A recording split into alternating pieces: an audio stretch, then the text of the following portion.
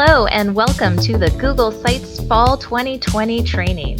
I'm so excited to have you here. Welcome back. I'm Ursula Fabiano. I am part of your District Tech TOSA team, and I'm here to walk you through using Google Sites and why Google Sites is great. So what exactly is Google Sites? Google Sites is a web design tool. It allows you to create your own website very easily. You can also store your information and share information collaboratively. Just like on any Google tool, collaboration is key and it's wonderful. I love it. So some of the things that you're going to be able to do with Google Sites, so you can choose what makes sense to you. We're really recommending to create a teacher website because it's a great way for you to be able to communicate with parents and students. You can also easily organize and share your class materials, and you can get that straight from your Google Drive. You can get it from YouTube. It's a great way. It just integrates with your Drive so easily. It's a great way to introduce yourself and also get those class codes out to your out to your students. And those can also be private pages, so only the students or only certain people with the link can view it. Some other great options to use with Google Sites is to create a blogging or journaling portfolio. So even if you do create your teacher website, you could also include a blog on there. If you haven't already looked at tons of blogs from other teachers, there's great ones out there and they've got so many great recommendations. Another great thing you can do is have students do it. So students could also do the blogging and journaling. This is a great time for students to be able to get into that. So you could start them on creating their own Google site once you've got a chance to try it out. You could also have students create their own portfolios. So that's where they can gather stuff from their Google Drive and create what we call an e-portfolio. Another great thing to do with Google Sites is research projects. So if you want students to organize their information that they've found during a research project, Google Sites is a great place to do that. And it's easy to use. Bonus! So let's take a look at Google Sites and how we get in there. So let's dive in. There are quite a few ways that you can get to Google Sites. The first way you could do it is clicking on your waffle right here in the right-hand corner. As long as you're signed in, you'll notice that there's a place for sites right there. So if I click right there, it takes me to Google Sites. Now, if you'll notice, this actually is the old sites that it takes you to. And I don't want to use the old sites. So if you find yourself on this page, the only thing you have to do is click to go to the new Google Sites. And then I'm to my new Google Sites. So you could get there from clicking on the waffle. You can also you can just type in sites.google.com. Again, it's going to take you to that classic page, but we want to go to the new Google Sites. A way around that is if you go to your Drive, and you can also go to New, go to More, and you'll see Google Sites there. So if I click there, it takes me to the new Google Sites. I don't have to worry about clicking on it there. It actually just takes me to the start of a new page. So here I am, and the first thing that you want to do once you start a site is you want to title it. So to do that, we're just going to do that in the upper corner here, and I'm going to call this Fall 2020. All right, so now I'm going to click outside there. It's now saved my title, and you'll notice you also see the title right here. You can modify it down here if you want to, or you can leave it the same. That's up to you. So now that I've titled it, I have a few buttons up here that I want to pay attention to first. This is a great one here because this is the undo button, and that's always helpful. You can still use Control Z or Command Z if you're on a Mac to undo a function as well, but just know that this can undo it, and this one is your redo button. You can also preview your page. Right now I'm not going to preview. Well, if I click there to preview it, there's not much to it, but it allows you to see what it would look like on a phone, on a tablet, or on just a regular computer. So that's kind of nice. So I'm going to exit the preview. The next thing I like to do is I like to change my themes. You'll notice you have lots of themes here. So choose the one that best fits your style. Whichever one you choose, I'm going to choose Impression. You can also choose the color focus for it. And if you don't like any of the ones they give you the option for, if you click on the paint bucket, you can select your own. Okay, so now I've chosen my theme, and I can also change the font style. So if I want them to be a little bit more narrow, or if I want it frank, or if I want it capital, I can do that. I think I'm going to stick with narrow for this one.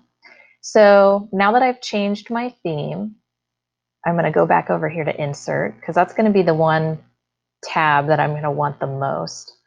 So another thing that you can do here as well, if you want to kind of change the style of your page, I personally like to change the style first, but it's up to you. If you don't want to do the style first, you can save that for last. So if you want to change the image, you can upload your own image, or you can select an image that Google has provided here. There's also you could search by a URL, you can pull it from your drive. If you have any photo albums, you can pull it from there. For now, I'm feeling a little lights. All right, so it'll adjust it for readability. So that means it just kind of blurs it in the background just so you can see your title page better. If you don't like that, you can click that off. On this one, it didn't really do too much.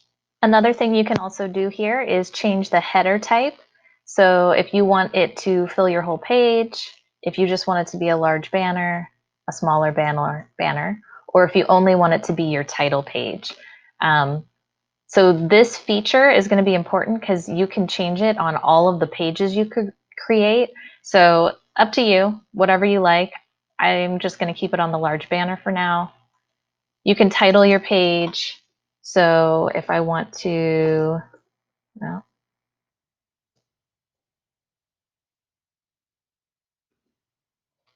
just call it that for now. All right, so now I've got my theme, I've got my banner, it's starting to come together here. So what we're going to look at next is all the fun things that you're able to insert. So they're pretty self-explanatory here, but let's just take a look. So if I add a text box, I can have normal text, I can have a title, a heading, a subheading. That's really just going to determine the size of your text. So let's just say for now I'm going to do a title. Hello and welcome. I can always change that if I want it to be a little smaller. Too tiny. All right, so, oh, what happened to my H? Hello. All right, so I can make this bold if I want to. So I'm going to highlight this. I can make it bold. I can make it italic. I can center it in the page. I can add a link to it. So if I want them to click on hello and welcome and it takes them somewhere else, I can just paste that link right there. Or if I don't like it, if I change my mind, I can trash it. But I didn't want to do that, so I'm going to undo that. All right, so hello and welcome. And another thing that you could do on several things that you insert, you can also delete it from this side as well. So I can delete it from clicking on it, or I can delete it right there. I can also duplicate this. So let's say I want this further down the page. I can duplicate that. And I can also decide if I want an emphasis on this one. So if I want an emphasis, it's going to choose the color that I chose under my theme. So I've got, or I can have where it changes it, the background's a little gray. So you can kind of play with that a little bit. I kind of was digging this. So I'm going to leave that there. All right, so that's for text. So any text that you want to add, you can do that there. If you want to add any images, you can either upload or select them from into Google image search, or if you have them in your drive, or if you have any photos. If you have an embed code, which probably not likely that you will, but you never know, you can also insert embed codes here, but we'll leave that one alone. You can, this is my favorite part, pull stuff straight from your drive. So if I want to, oh, it's not in order. That's okay. If I wanted to pull the slide that I was showing you guys earlier, it was this one right here. All I have to do is double click on it and it pops it right in there. So this is really great because if you're doing anything with the students and you need them to be able to easily view a slide, so if you're creating your teacher website and maybe this is your back to school page, or this is the information you want to give them in the beginning. So I can move this around and you'll see it kind of alters the size if I want it to, but I want it right in the center. If I want to make it bigger, all I have to do is click on it. We get those blue dots in the corners. Just like in Google Slides, you pretty much always just want to pull it from the corners. You don't want to pull it from the sides because that kind of disorients the picture. So I'm going to make that a little bit bigger. I'm going to put it off to the side actually. And I'm going to insert a text box and say, please view this slide deck.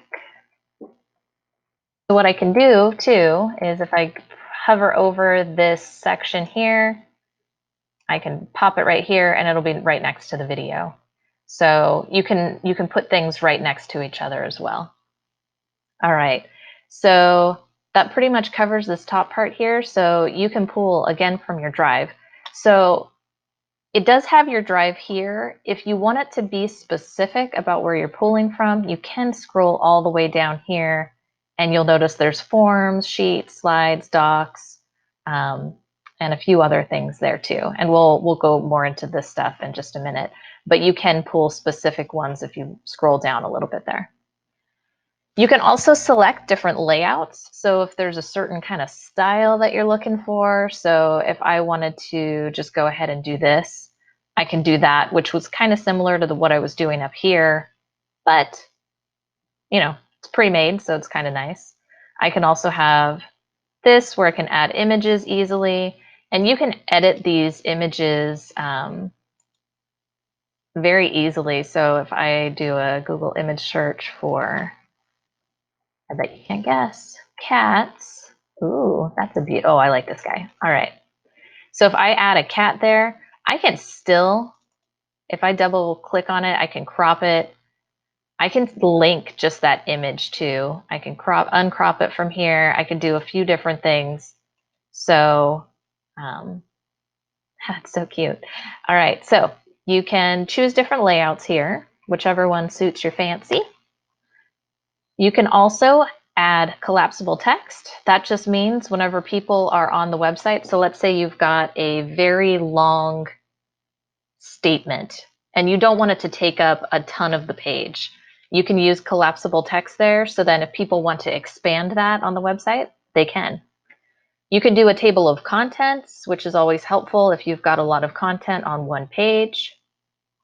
The image carousel, if you decide you want to add that, you have to have at least 2 images, and it just kind of scrolls through them for the people that are visiting your website. So that's kind of nice if you have a little photo album.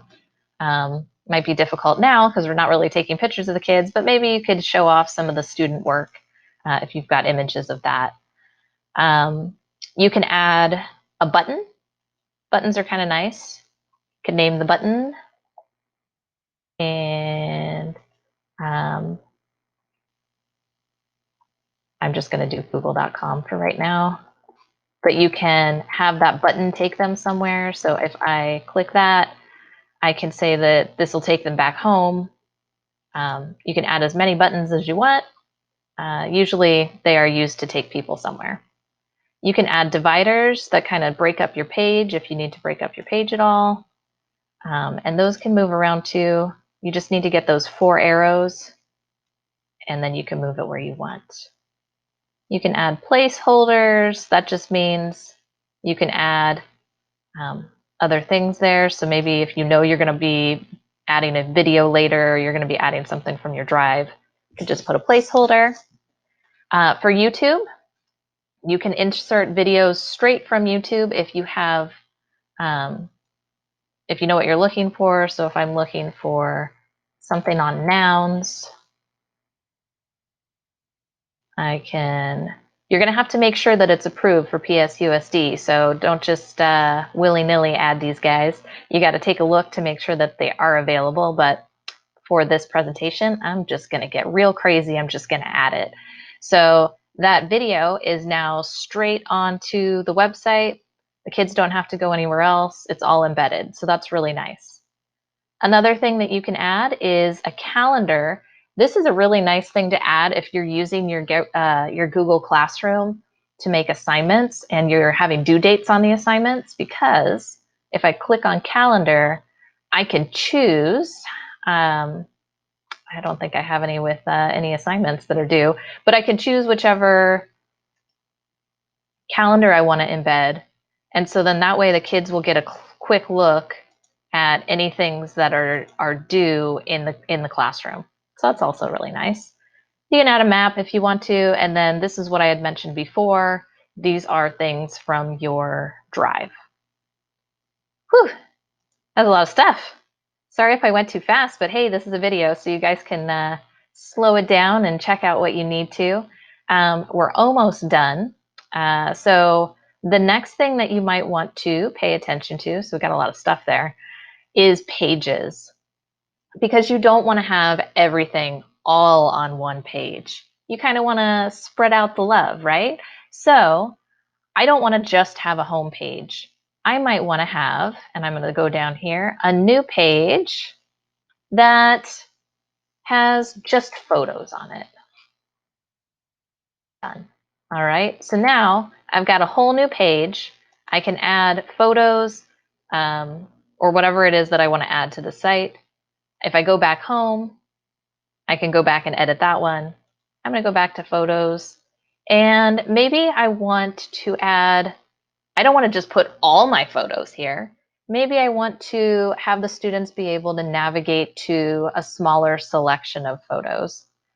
And I'm realizing now maybe I shouldn't say photos. I'm going to rename this one. So to edit any of them, I just need to click on those three buttons there. And I just remembered rename is not here. I just have to click on it. Double click. And I'm actually going to call this Unit 1. So if I want the students to be able to navigate Unit 1, Week 1, I don't want to have a whole new page for Week 1. So I can actually add a sub page. So if I add a sub page here, I'm going to call this Week 1. So now the students on my page are going to see my home. So this is their navigation up here at the top. They're going to see home, and they're going to see Unit 1. They can scroll down and go to Week 1. So if I have anything for here for Week 1, I can do that. So again, to add a sub page, I'm just going to click on those three dots. It also allows me to make this the home page instead. I can duplicate the page. I'm going to skip over properties here. I can add a subpage again, or I can hide this from navigation. So what that would mean is students wouldn't be able to see it up here, which is going to make it hard for them to get to. So you may not want to do that in this case, but it does come in handy every now and again. So if I want to add a subpage, I'm going to say Week 2, done. So now when the kids get here, they can see Unit 1, here's Week 1, here's Week 2. If I want to rearrange these, I can do so by just clicking and dragging. And now it made it its own page, so I want to make sure it's right underneath. Getting a little crazy here. All right, so I've got some pages. I've got extra pages. So you can do it for units. If you're teaching multiple subjects, you can put each of the subjects up there. If you're focusing on a certain unit, or you don't have to call it Unit 1, you can have a better name than Unit 1. Maybe if the focus is on friendship or cells, any of those kind of fun things. So those are your pages. So the last thing that you want to be able to do is take a look at your settings for the page. So I'm going to click here on settings, and I notice here I can change where the navigation is. So that means I can either have it on the top like I do here, or if I'd rather have it on the side, I can have it there. So that means the kids would have to click there to get to the navigation.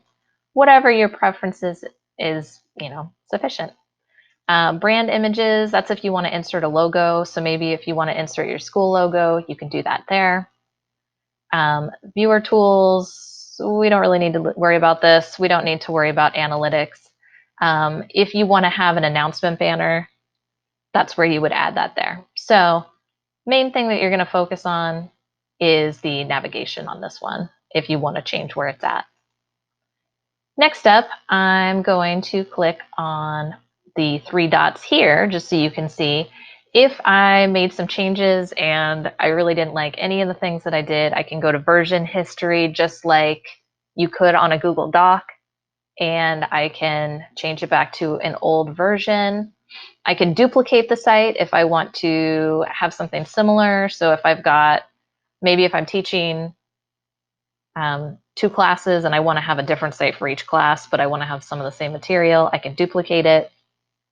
You can also get help here. So if there's more questions that you have and you kind of want to do it on your own, you can take help there. Remember though, your TOSAs are here to help you. But if you want to take a look at that, feel free. You can also take a tour here. So last but not least, we're going to take a look at how we share and publish our site. So if I want to share this with somebody, all I have to do is click right here. I can type in what I want to do, who I want to share it with. I can add sharing restrictions.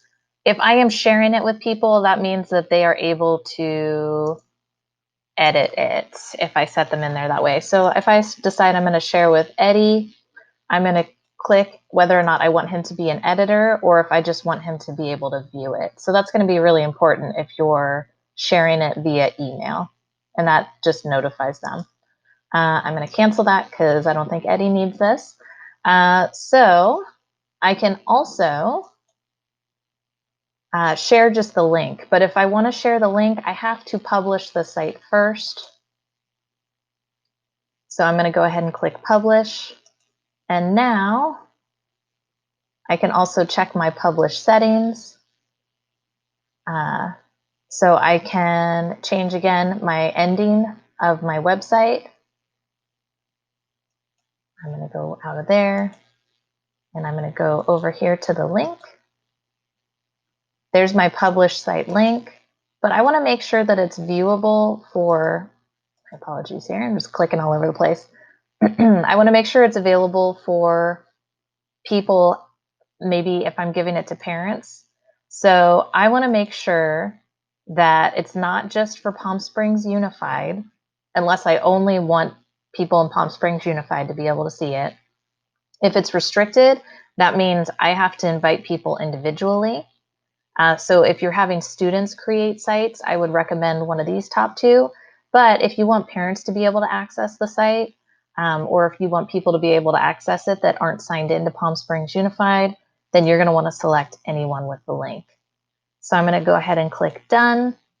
And now I can grab the link from right here and pay attention to which page you're on. So right now, if I share this, I see at the end here, it says that this is Unit 1, Week 2. So that means whoever I share it with, this is the page they're going to go to. So if I want them to get the home page, I've got to click on home, and then I can get the published link from there.